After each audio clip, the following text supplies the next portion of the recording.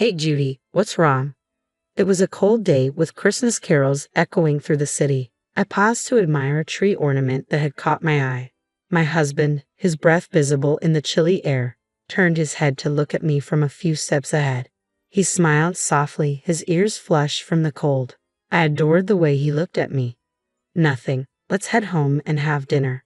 I've made a hot stew for this particularly cold day. Sounds great. Laughing, we held hands and strolled down the street. A familiar Christmas tune drifted into my ears. I'm Judy, I began, and what I'm about to tell you is a rather strange Christmas miracle I experienced a few years ago, and the story leading up to it. You're late. Before I could respond, I flinched at the sharp edge in my husband Dan's voice. Where have you been?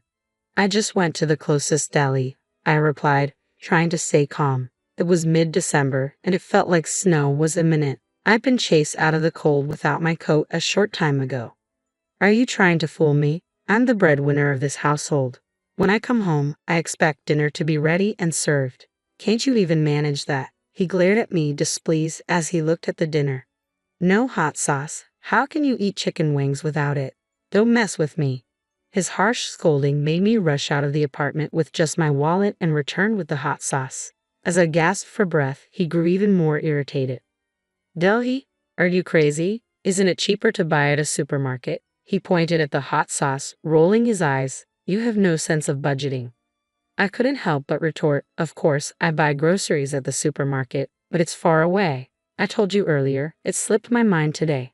Anyway, you get upset if the food gets cold. That's why I went to the closest shop. I did forget to add it to my shopping list, but I was sure the chicken wings would taste fine even without it. I didn't understand why he was so angry. His frustration seemed unrelenting. Where's your apology? I did apologize earlier, didn't I? What's with your attitude? My retort only fueled his anger further. He continued to yell for another hour. Who wants such stale food now? In the end, he flipped the plate of chicken wings and stormed out to get dinner elsewhere. A few days later, while cleaning my parents' house, which was up for sale, I visited an old lady in the neighborhood whom I called Grandma. Listen, Grandma, I said, your prediction was off this time. I didn't predict anything, Grandma, who had cared for me since I was a child, replied with a chuckle. You're going too far. No way. Everything you predicted since I was a kid came true. If they weren't predictions, then they were prophecies, I said with a wry smile. Remember when you told me not to go to the mall? There was a lightning strike that nearly burned it down. Another time, when I planned to relax at home, you advised me to go out because it would be sunny. Reluctantly, I went out and found my house had been robbed. If I had stayed home, I would have had to confront the robber. I shivered at the memory. The robber was later caught with a knife, and the thought of what might have happened if I'd been home made me cringe. Despite her dismissive attitude, Grandma listened as I spoke with seriousness. I don't think I would have been prepared for my mom's illness if he hadn't told me, especially since she was my only family. My mom always said that you gave her peace of mind. You had told her that I would be blessed with something wonderful on a Christmas not far away. It brought her comfort to know that I would have a bright future before she left me. She shared this with me from her hospital bed. It was a ray of hope for her, and seeing her contented was a testament to her love for me. So when Dan proposed to me on Christmas Day, I thought it was just as you had predicted. I met him through a mutual friend. At first, he seemed like a humble and gentle guy. But once we got married, his true colors showed. He became an arrogant husband. Like the hot sauce incident, he got upset over trivial matters. He complained that the food was too cold and the salad was lukewarm, even though he had ignored the food for a long time, playing on his phone. It wasn't just about food. He criticized nearly everything I did. How I cleaned the apartment, washed the clothes. Nothing seemed to please him. It made me feel trapped and suffocated. I didn't want to go back home to him. I went to Grandma, feeling a sting in my nose as I spoke. Now, it's almost sunset. Don't you need to go back and cook dinner? Grandma said, urging me with a glance at the sky. Feeling softly rejected, I stood up slowly. You're going to be okay as long as you stand your ground, she assured me. Even though you'll face struggles, you will find happiness one day. You'll have a Christmas that will make you jump for joy. So just live honestly and stay true to yourself. God is watching. Her words softened my heavy heart. I turned around, contemplating her reassurance. Is it a prophecy? I asked. Let's see. I'm just an old woman, she replied with another ambiguous smile, leaving me puzzled. Maybe if I put in more effort, it might change. I decided it might be too early to judge her original prediction. But as I went about preparing dinner, ironing my shirt, and dealing with Dan's hostility, things only worsened. It had been less than a year since we married, and already he took it for granted to order me around. He was constantly grumpy, overbearing, never offering a kind word. One night, he stormed in, his anger palpable. Who do you think you are? He snapped. Why did you leave me waiting outside? I have to microwave my food now. God damn it, your laziness is infuriating. I sighed in frustration. I had a co-op meeting tonight. I'd even left a note on the table for you. Shut up. That's no excuse for lazy cooking, he yelled. What do you mean you didn't cut corners? I prepared the main course and sides as usual, but to him, if it wasn't freshly cooked, it was considered cutting corners. His logic was skewed and his demands were unreasonable. You should always come before anyone and anything, he insisted. I've been telling you, you're my wife and you must obey me. His incomprehensible demands left me stunned. He stood on his dignity, proclaiming, you have no family or relatives and can't live on your own. A scum like you should just shut up and worship me. If you can't, I'll divorce you. His smirk seemed to reveal that he was merely relieving his stress by making me submit. Anyway, give me a foot massage. I tried my best to restrain myself from snapping back. I knew that would only make him angrier. Besides, I had nowhere to go in the midst of the sleet at night. So reluctantly, I sat on the floor and began the massage. My life continued in this oppressive pattern until one day, while grocery shopping, I suddenly fainted from excruciating pain and had to be rushed to the hospital by ambulance. As the doctor explained my condition, I felt my mind go blank. This virus is transmitted through sexual intercourse, he said. I had your husband tested as well. Both of you are infected. You didn't realize it because there were no symptoms. He continued, unfortunately, you'll need surgery, and I'm very sorry to say this, but the chance of conceiving in the future seems extremely unlikely. Dan quickly followed the doctor, and I was left grappling with the devastating news. I couldn't have a baby. As I repeated the doctor's words to myself, my mind was slowly overtaken by darkness. Desperate for more information, I tried to follow the doctor and Dan with my unsteady legs. Wait, doctor, Dan, I called out, but I froze when I overheard their conversation. So, everyone out there needs to get tested? Dan asked.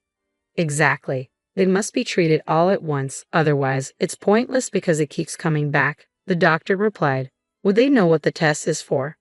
Of course, Dan said persistently. I listened in despair as the conversation unfolded. It turned out Dan had been seeing at least 3 girlfriends and was still involved with one of them. I looked at a picture of my mom in the empty room, whispering to it, I needed help, you know. Even though he's not a good husband now, he might change once we have a baby. I held on to Grandma's words like a charm. I would struggle, but eventually I would find happiness. I clung to the hope that things would get better. I had been wrong. Dan seemed to care only about his own health. He was meticulous about his condition and visited the hospital regularly, but he showed no concern for me. Having lost my parents, I yearned deeply for a family of my own, a husband, children, and a home filled with love. Tears streamed down my face as I clutched a picture of my mom in my hands. Mom, I sobbed, my voice breaking as I tried to stifle my cries. Suddenly, Dan burst into the room, his anger palpable. What are you doing wasting your time? You haven't even prepared dinner, he snapped. He threw the divorce papers down onto my head as I sat there, stunned. Here are the divorce papers. This is your punishment for neglecting your duties and disobeying me. His voice was harsh and his demeanor was deranged. You're so irritatingly depressing. I'm ready to divorce you at any time. It's no problem for me, but you're the one who will be in trouble. Instead of slacking off for your duty if you don't want a divorce.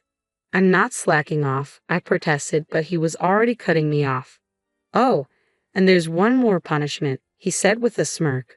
I'm not giving you living expenses this month. Consider this a chance for you to reflect and change your attitude. Know your place. If you disobey me, it'll be divorce. After he finished, he left the room, looking strangely refreshed. The word divorce echoed in my mind as I stared at his signature on the papers. I took a deep breath, wiping away my tears from the picture frame.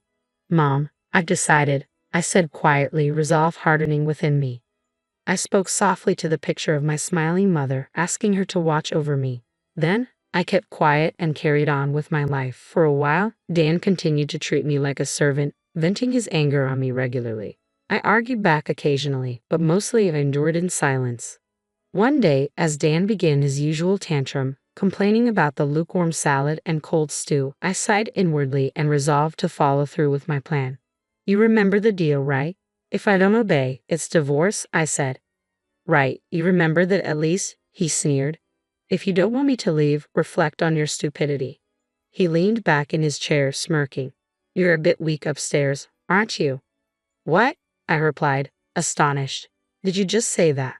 He blinked in surprise at my response. What did you just say? Repeatedly saying divorce doesn't mean you're making a valid point, I said, unimpressed. Your lack of vocabulary is quite sad. What the heck? Let's just get a divorce, I said calmly. I'm perfectly fine with it. I'll be a stranger to you, just as you wish. Are you serious? He stammered, his mouth agape. I smiled and delivered my farewell, watching as his anger faded into confusion. I had already moved all my belongings out. If there's anything you don't need, just throw it away. Goodbye. I removed the apron I had bought when we got married, folding it neatly and placing it on the counter with the house keys on top. I gave him one last look and walked out of the house with my suitcase. What the heck is going on? His voice trailed after me, snapping him out of his daze. I ignored him, a sense of freedom washing over me. Yay, I'm free, I thought, heading towards my parents' house where I planned to live again. A year had passed since the divorce was finalized, yet Dan continued to contact me. His messages were relentless, pleading for apologies and offering to take me back. I had turned off notifications and ignored his nonstop texts, which were a new experience for me, given how little communication I had during our marriage. I decided to have one last face-to-face meeting with Dan at his parents' house. Why have you been ignoring me? Dan asked, trying to maintain a calm demeanor in front of his parents. I've been texting you, but you never replied. Oh, I turned off notifications from you, I said coolly. Why? Was it really that annoying? Yes, it was. Dan's face flushed with anger. So, what do you want to talk about? I responded with deliberate annoyance, watching as his frustration grew. What's with the attitude in front of my parents? What are you trying to prove? Dan's voice rose, but he quickly reined it in, glancing nervously at his parents. I'm sorry, he muttered, a rarity for him, especially during our marriage. I stifled a smile, surprised he knew how to apologize. I kept my tone steady and moved the conversation along. What exactly do you want to discuss with your ex-wife? You divorced me, remember? Dan looked puzzled, his anger momentarily replaced by confusion. Hold on, why are you acting so calm? Aren't you struggling after the divorce? How are you managing? He spoke as if he genuinely cared, yet he had never bothered to check on me, even though he knew where I was. If you want to get back together, I'm open to it, he said, his voice carrying a hint of hope. Doesn't that make you happy? Not at all, I replied, barely containing a laugh at his misplaced confidence. It doesn't make me happy, nor does it help me in any way. I'm doing well on my own. Your contribution of $500 a month wasn't enough to cover our needs. You're the one struggling without me. The expenses I used to cover are gone, and I'm much more comfortable being alone now. I shook my head, dismissing the idea. I don't see the point in getting back together after enjoying my newfound freedom. I feigned confusion as Dan's frustration became evident. What are you talking about? I was supposed to be a housewife, right? But why are we discussing finances? Dan shifted uncomfortably, clearly unsettled by the presence of his parents. Listen, Dan, stop acting like a child caught in the act. There's no need to put on a show for them. They know all about your secrets. Secrets? What are you talking about? Dan asked, his curiosity piqued. I signaled him to be quiet and prepared to reveal the truth. You're mistaken if you think I was just a housewife. Remember, I lived abroad because of my late father's work. I used the German. I learned to translate documents at home. The bookshelves were filled with materials and manuscripts which I used to hide recording equipment. Wait, recording? Dan was stunned. His father presented the evidence showing all the recordings of Dan's mistreatment. The videos laid bare his behavior, and Dan's parents were visibly distressed, apologizing to me and expressing their shame for raising him. Dan, caught off guard, looked like he might bolt. But his mother grabbed him and made him sit down again. She signaled to me, and I responded by pulling out the divorce papers. I pointed out the sections marked with red circles. "You recognize these, don't you?" "No way," Dan stammered, clearly in shock. The red circles highlighted the witness signatures, names of people he knew well. Actually, there wasn't enough space for all the names. "You've had more than 2 girlfriends, right?" "No more waiting," I continued. Before I could explain further, a resentful voice cut in. "You never mentioned an STD. This means you brought it from somewhere else. Didn't you promise we'd get married?" That's something only a bachelor would say. The argument escalated. "You're not just a villain to us, but to all women. You're the #1 public enemy. You're finished." Surrounded by his former girlfriends, Dan crumbled to the floor as his parents looked on with exaggerated sighs. I had hired a private detective to investigate his girlfriends and had secretly contacted them. I also informed my ex-in-laws about everything. The result was chaos. "Your game is up now," I declared. "We're demanding compensation for the distress you caused." Dan worked for a company owned by a relative of his mother, so his payments were deducted from his salary to prevent him from escaping his obligations. Under strict supervision, he faced a long period of compensation payments. 6 years have passed since then. I was walking down the street on a cold day, Christmas songs playing everywhere, when a tree ornament caught my eye. My husband, his breath visible in the chill, looked back at me with a soft smile, his ears red from the cold. Our little girl, cheeks rosy, was nestled in his arms. I couldn't help but think about how Grandma's prediction came true. My current husband is surprisingly the brother of one of Dan's former girlfriends. After meeting him by chance and connecting over our shared experiences, he has been a source of comfort and joy. If not for what happened with Dan, I might never have met my current husband. Grandma's words about struggling but finding happiness have proven true. After we married, I found out I was pregnant, despite being told it was unlikely. I remember when I was rushed to the emergency room on Christmas Day and the doctor confirmed the pregnancy. My husband and I were overjoyed, jumping up and down, while the nurse tried to calm us down. It was a true Christmas miracle. As I snapped back to the present, my daughter clung to me in her fuzzy coat. "Let's go home and have dinner. I prepared hot stew for this cold day." "Sounds great. Yay!" she cheered. Laughing, we held hands and walked home, the familiar Christmas song drifting in from somewhere nearby.